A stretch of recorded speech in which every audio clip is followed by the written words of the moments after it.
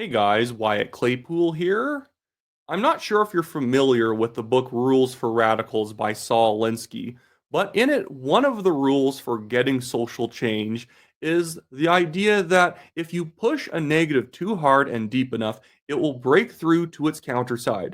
This is based on the principle that every positive has its negative. And that is exactly what has gone on with the Liberal Party and liberal influencers online. Constant attacks on Pierre Poilievre and the Conservatives over really shallow comparisons between Poilievre and Donald Trump. It actually has started to hurt the Liberal Party that they have pushed this line as hard as they have, because not only does it have no effect on Poilievre, the more people see that it's just silly, dumb comparisons, but it makes the Liberals look, rightfully so, like a bunch of liars. So, in a second here, I want to get to what is possibly the dumbest comparison between Poilievre and Trump because it backfired on the liberals gloriously yesterday. But before I do that, I do also just want to talk about a little bit of polling news before we get to that, as well as some other liberal attacks on Poilievre that I want to go over today. But before I get into it all, guys, make sure to leave a like on this video if you've been liking my federal election coverage. Subscribe to the channel if you are not yet a subscriber. About 50% of people watching usually are not subscribers. And if you subscribe, you help me get to my goal of 100,000 by mid-December, so I do not have to buy my friends dinner, because I had this silly bet if I don't make it all the way there, I owe them all dinner. And then leave a comment. What do you think about the topic of the day? What has been the dumbest attack on Poilievre and the Conservatives that you have seen during this election cycle? Anyways, so I quickly just want to jump over to this post by David Coletto. He says, Conservatives close gap on liberals in crucial final stretch. And then it is a link to Vancouver City News where he made an appearance and he's been talking about, even in his polling that still showed the liberals up by a little bit as of a few days ago, has further tightened. I also want to mention that in his last poll, he released what you call a neighbor poll. Who's your neighbor voting for is the general question. Because in Abacus Data's last poll, it was +2 liberal. But if you ask people who's your neighbor voting for, it's +4 conservative. This is actually a really good metric over time to gauge election results. And in 2020, if you ask people straight up who they were voting for, it actually gave Biden way too big of a lead compared to actually what he won the popular vote by. But if you did a social circle prediction, as you can see on this chart, it was far closer to the actual gap between Joe Biden and Donald Trump in the popular vote. There was such a thing as the shy Tory effect, and it's especially apparent right now when the media and the Liberal Party is basically saying, if you support Pierre Poilievre and the Conservatives, you're basically supporting fascism and Donald Trump turning Canada the 51st state. So naturally, people get a bit nervous who don't understand how polling works, and they don't know that it's all entirely anonymous, and a pollster would get sued into the floor by probably the person if they ever revealed who they were voting for, as well as the government. But so people will still just not answer. They won't pick up the phone, or they'll say liberal when they're in fact voting conservative because that's who they think the pollster wants them to choose. It sounds irrational, but most people don't always act rationally all the time. But anyways, so this is all very good to see because if it's tightening even further from the +2 liberal in the same poll having a neighbor vote of +4 conservative, this means we could actually end up with an election where the conservatives win the popular vote by a few points and the pollsters pretty much all universally missed it in their normal polling. I've been talking to poll analysts. I was talking to Chris from the Great Canadian Bagel podcast a few days ago, and his surveying of Nova Scotia, a province where supposedly the Liberals are going to sweep, it's very tight. It's very tight in Liberal ridings, and actually the Conservative ridings that are supposedly in play are not in play at all.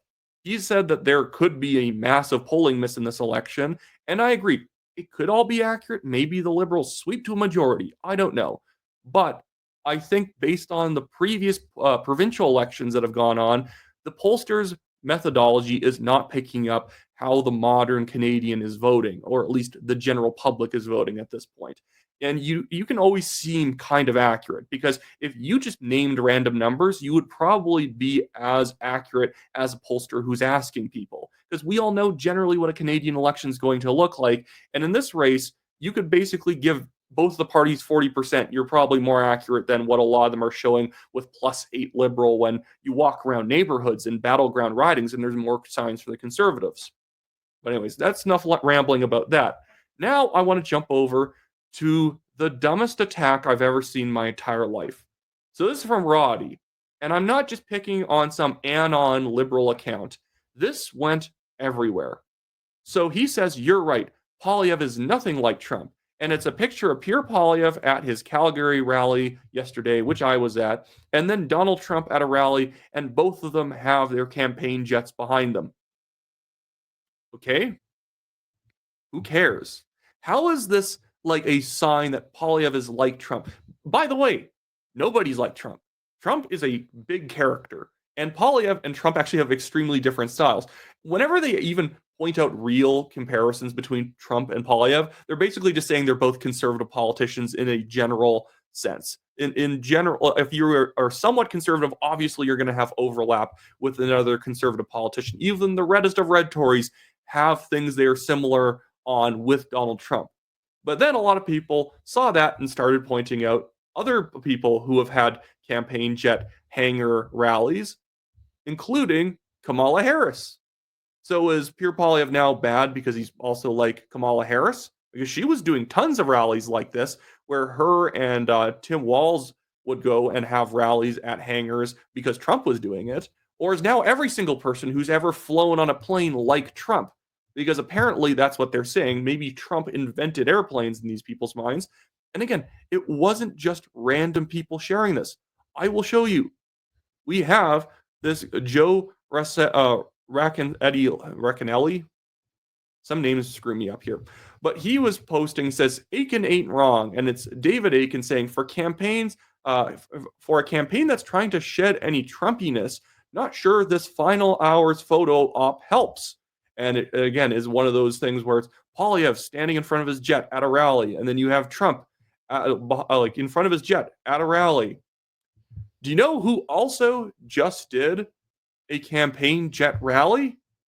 Well, it's our good friend, it's our good buddy, Mr. Mark Carney. This was this morning. What?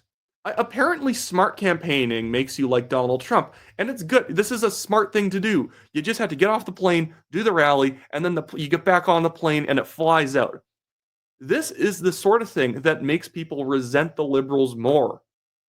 Again, rules for radicals. If you keep pushing a negative too far, that Poilievre and Trump are somewhat similar, and you push it to the nth degree, eventually it's going to break through, and people are going to say, well, if they're willing to lie and slander Poilievre over this shallow crap, he must be right about a lot of stuff because the liberals can't land a real blow on him.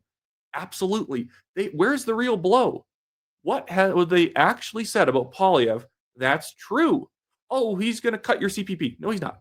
He's going to cut your healthcare. No, he's not. When has a conservative ever gotten into government and cut healthcare outside of the 90s when liberals and conservatives were having to cut healthcare spending because of the debt crisis, which might have to happen eventually if the liberals get back in for a fourth term and keep driving up the debt massively, and we're paying like a third of our taxpayer dollars every year just in interest rates or just in interest payments on the debt. This was so stupid. I think that it ended up actually basically ruining Trump comparisons for the rest of the election. That was pathetic. But now I need to get to another Trump comparison made by our friend Laura Babcock on her random show where she sits in her office and has a meltdown. Trump's FBI out there arresting a sitting judge, Canadians going, holy shit. Like, right. This is not a time to dick around. It's not about the past. It's not about partisan politics. Sorry, why does a judge being arrested in the U.S., by the way, who likely committed a crime, that's why he was arrested, unless you think judges can just do whatever they want. It wasn't like they made a bad judgment and then Trump had the man arrested, like bag over his head, put into the back of a van, and we're never going to see him again. That's not what happened. Why does this have anything to do with Canadians? So something happens in the U.S., Canadians need to vote liberal. That is effectively the headline that describes every single dumb comparison or dumb attack on Poilievre that involves Trump. Oh my goodness, something happened in the state of Wyoming. We all need to vote liberal for some reason. Oh my goodness, something happened in Lesotho. We need to vote liberal. I don't get it. This has to be about protecting our country from the very real threat of the Trump MAGA regime. What, is he going to arrest our judges? Apparently, what? Know the affinity and the proximity of the MAGA people to who's running here in Canada. We know that Poilievre. You know this. She knows this. This is what I never understand. They just say, "Well, we know they're close." Which one? Which one? You mean some MAGA people have said some nice things about Poilievre? They say nice things about any conservative around the country, around the world, who says something like logical or pushes back on the media. Oh, Pete Hegg says something nice about Trump or Poilievre. Who cares? Okay. We literally had BC NDP MLA candidates wearing Kamala Harris t-shirts while they were campaigning for some reason. But they never get, and they literally will have Hillary Clinton, the liberals, at their AGM. The NDP had Bernie Sanders. When have the conservatives ever done anything like that? And some of the people close to him have close ties to the Trump regime. Canada, come on. This is our last chance to stop this. We need to absolutely send a message to the US and to the world that Canada in this moment is elbows up behind Mark Carney. Oh my goodness. Someone needs to, whoever has been hiding Laura Babcock's lithium from her has committed a crime. My goodness. Well, and I don't want to be too rude here, but what is it with certain liberal people that they'll get emotionally invested in something that they don't want to engage in the facts on? It's not like they've really looked into a subject and they get more and more mad over it because of all the things they found out. No, she hasn't looked into it past the surface level. And she's like staring into the camera, shake your head back and forth. This is our last chance, guys, to save the country. Do you not care about debt or crime? Crime is crazy right now. I need to show this. I was actually going to maybe put this in a different video. This is a great chart that this person, Jess, has posted on X. And I'm just going to read it out to you here because I thought this was a really good dissection of just the terrible crime policy, the terrible criminal justice policy, the liberals. So just here says, since 2019, organized retail crime in Canada has exploded. Theft under $5,000 became a low-risk crime and organized groups noticed. And this is absolutely right. In fact, in places like New York City, and we have stats in Canada that are similar to this, I don't have them off the top of my head. It's like 100 people in New York City create more than a third of all the commit more than a third of all the retail theft. It's nuts. And people will act like, no, criminals are irrational. They don't care what the law is. They do. They figure it out after a while that you can steal whatever you want underneath $5,000. If you do get caught, you're going to get arrested and booked, but they'll let you out within 5 seconds because it's not nonviolent. And then the prosecutors might not even get to your case and the charges might get dropped, or even if you do time, you're going to do like a year probation and that's it. And you can probably just keep committing the crimes during that period as well. But they go on to say, under the Liberal government, courts shifted towards lighter sentencing. First-time shoplifters often faced warnings, diversions, or conditional discharges instead of jail. Theft under $5,000 is still criminal under Section 334B of the Criminal Code, but prosecutors often offer diversion programs, community service, probation, or small fines instead of jail. Police often won't even arrest unless it's part of a repeat pattern or involved violence. And I know this. I worked at a liquor store for 5 years right next to the C train station in Calgary. We had to install our own door locks. We had to see who people were before we let them in, and you would still have some theft. I had an entire year and a half without the door lock system, and you'd have an attempted shoplifting like every 10 days or so. And we were in a not super high crime part of the city, but it was crazy. You'd have like 4 people walking with backpacks just loading up stuff. And the police would get there and they'd be apologetic. Like, we really can't do anything. Even if we catch the guy, the prosecutors aren't going to do anything. And then we see Jess finishes up here saying, organized theft rings now operate across major cities and small towns, stealing not just luxury goods, but daily essentials, meat, baby formula, toothpaste. Resale markets thrive. And look at this chart that they put down here. Look at the retail theft increases. Organized retail theft rings have increased 350%. Retail theft in general has increased 180%. Stores locking basic goods has increased 75%. Use of private security, 55%. Use of facial recognition, 25%. And if you just enforce the law, this will stop. Mass incarceration actually works. Mass incarceration doesn't deter crime. It's not supposed to. It's supposed to lock up a criminal who would keep committing crime. I'm not locking up Joe to stop David from committing a crime. I'm locking up Joe because Joe is committing crimes. And if David's going to do the same thing, he can also go to prison for 10 years. That is how you actually tamp down the giant curve we have upward in our crime rates, but they don't want to deal with it. My goodness. Anyway, so now we're going to move over to our good friend, our favorite buddy, Frank Dominic, because I like that he is in a lot of ways not a stage-managed liberal talking head. He genuinely probably just says what he wants to say. And so I get an unfiltered leftist opinion from him. And so I like to break down his videos because, in my opinion, it demonstrates that the liberals don't really have, or lefties don't really have good arguments. So let's hear it out from Frank Dominic on this video. Which one is this specifically? This one is about a bunch of stuff, including trying to compare Poilievre to RFK Jr. They also say that they can boost the economy by ending the labeling requirements for natural health products. To be clear, that means removing safety information and unproven claims from products. I don't think the conservatives have ever claimed that removing the labeling requirements on natural health products was about boosting the economy. It's a niche market. The whole point is that the liberals just imposed these new rules. The market really didn't have much problems in it. Yeah, someone might just send you some garbage medication. I don't buy natural health products at all. But the whole point is that you're cracking down on a market for absolutely no reason that costs billions of dollars of taxpayer money to oversee what is at the worst just kind of frivolous products. And yeah, but he's trying to do that. He's talking about this just to make the RFK Jr. comparison. That won't boost the economy. That will only boost the amount of RFK-style brainworms in the economy. Anyway, they also want to cut taxes for seniors and promise to axe a few other taxes that don't exist, but they insist that Mark Carney is going to bring in. Outside of that, they also say that they want to crack down on tax cheats. This seems to be a way... Sorry, I still don't see what the problem here is.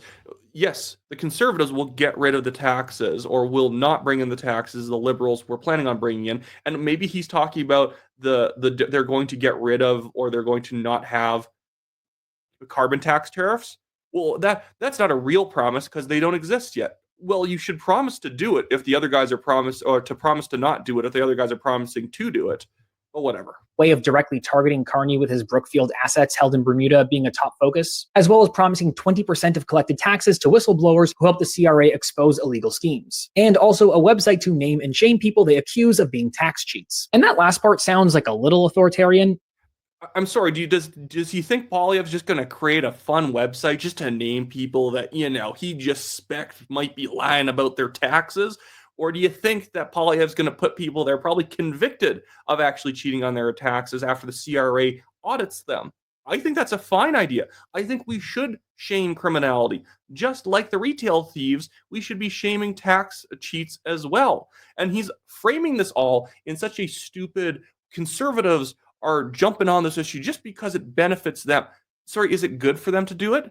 Who cares about the motive? If Carney is hiding his money overseas, at Brookfield Asset Management money in the Cayman Islands and Bermuda, why not promise to do that? That is a big drain on Canada's tax revenues to have companies operating in Canada but then putting their assets overseas. By the way, we can also fix this by lowering corporate taxes, which I hope the conservatives do. But I find this entire framing just obnoxious.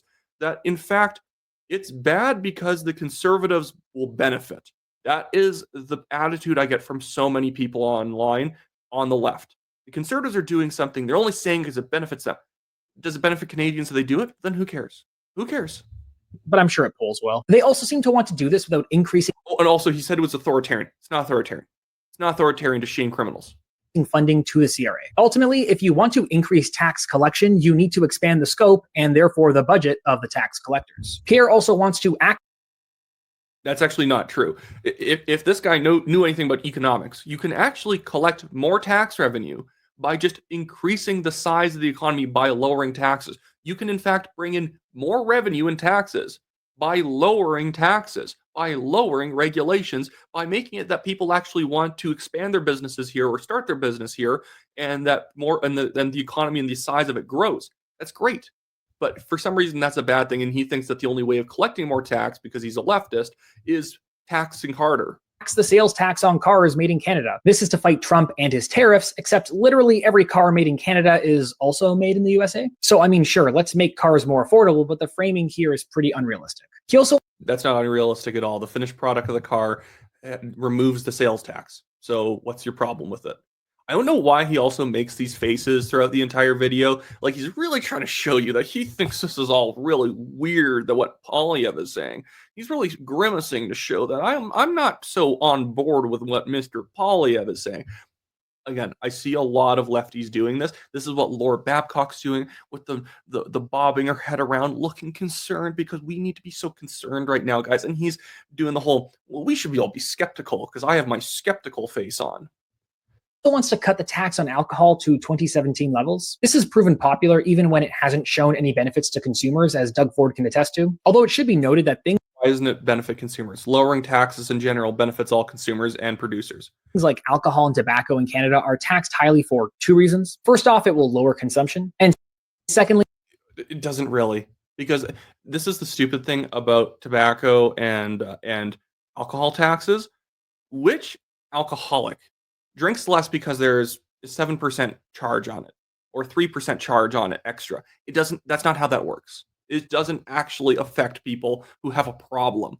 If anything, you should probably have some sort of way of, like, basically limiting people. If they actually have a problem, they're just killing themselves. It'll increase revenues for our healthcare system. This is extremely important in a public healthcare system to reduce the overall cost to society and to keep our system functioning. Pierre doesn't seem to indicate where the budget shortfalls to healthcare will be made up or where else from the budget this will come from.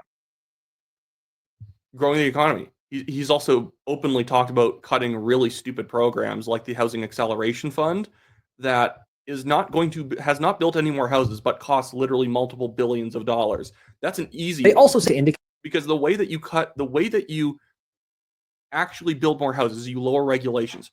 Carney wants to dump $36 billion into house building over the next 10 years or whatever, or 5 years, because he wants to do it by 2030.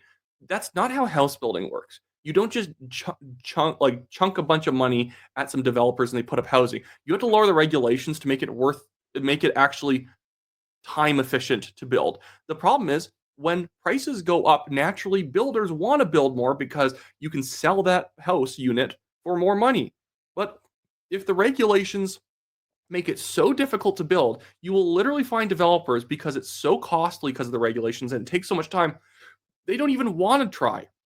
Because there's actually, with all the delays that can happen, with all the reviews that can happen, there is a chance, even if you can sell a unit for $1 million, that unit might end up costing basically $1 million or just a little bit less, and wasn't worth your time at all to slowly grind it out over more than a year to actually get the approvals to even start on that house.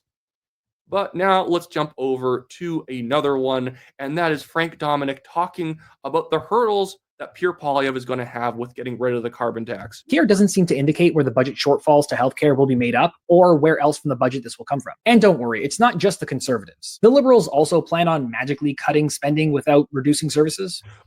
By the way, though, how is it that people who don't care about the deficits, they don't care about debt, suddenly really care about where the money is going to come from? Couldn't you technically just run a couple deficits in order to reduce people's taxes for a couple of years before the economy grows to make up for it?